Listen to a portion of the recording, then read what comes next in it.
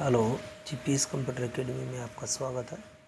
अपन पढ़ रहे हैं RSCIT के क्वेश्चंस, जो ओल्ड पेपर है उनको भी देख रहे हैं और ये जो चैप्टर नंबर 2 है उसके अपन क्वेश्चंस पढ़ेंगे। तो इसमें जैसे पहला क्वेश्चन आ गया है वो है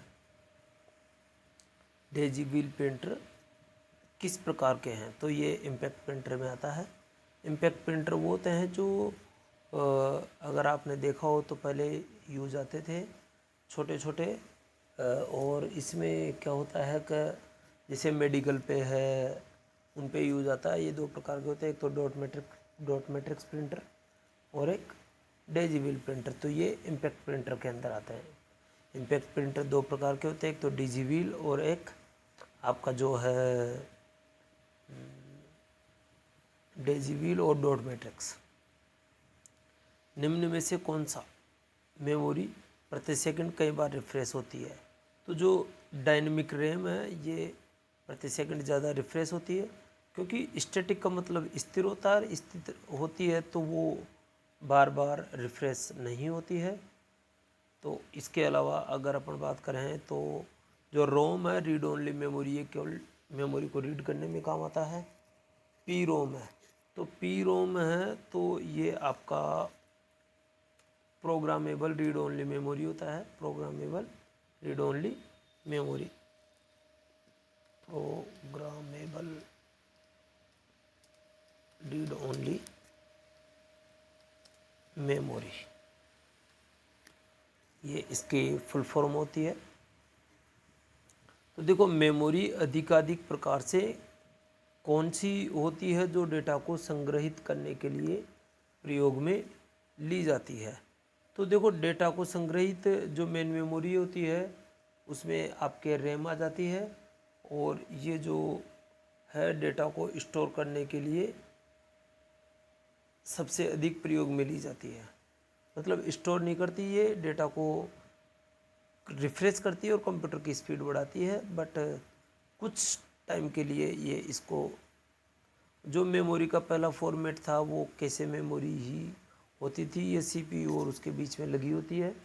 रजिस्टर के तो थोड़ा फास्ट काम करती है, रैम और ये इस टाइप में मिला के मेन मेमोरी है। रजिस्टर है, ये पुराने डेटा को स्टोर करने की छोटी छोटी मेमोरी होती थी, तो इनकी जो कैपेसिटी है वो बहुत अधिक नहीं होती थी।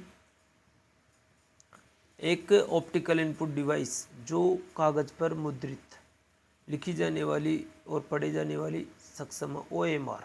जैसे अपन कोई भी कंपटीशन के एग्ज़ाम देते हैं तो ऐसे गोले गोले भरते हैं, और अपने RSCIT के एग्ज़ाम में भी गोले गोले भरे जाएंगे उस पर ऐसे डार्क, तो ऑप्टिकल मार्क रीडर बोलते हैं उसको। यानी उसको वो रीड करता है और यूज में लेता है। पंच कार्ड है वो यूज नहीं आता है इसमें।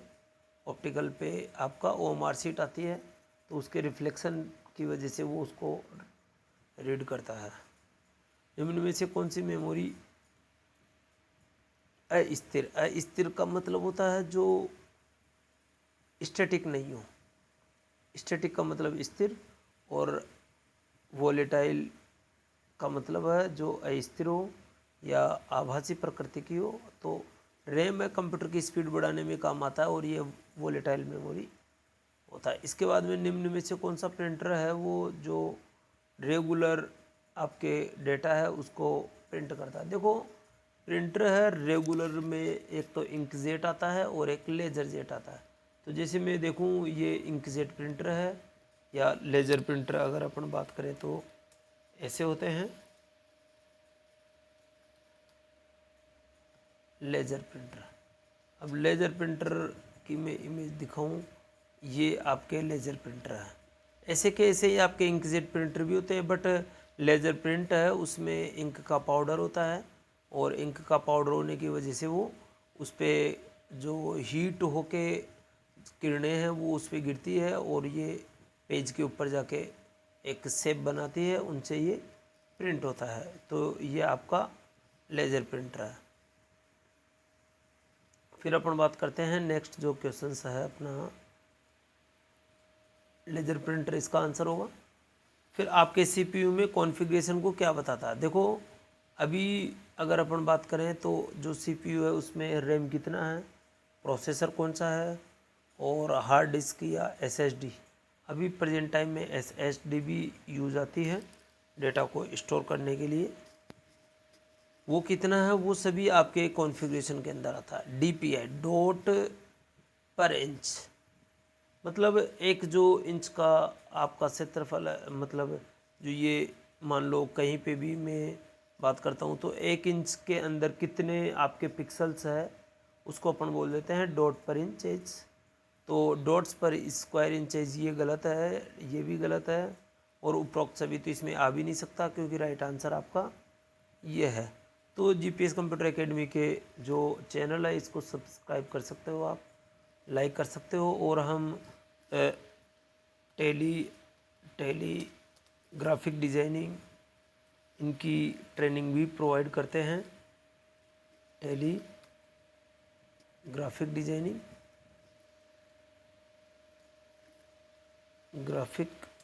डिज़ाइनिंग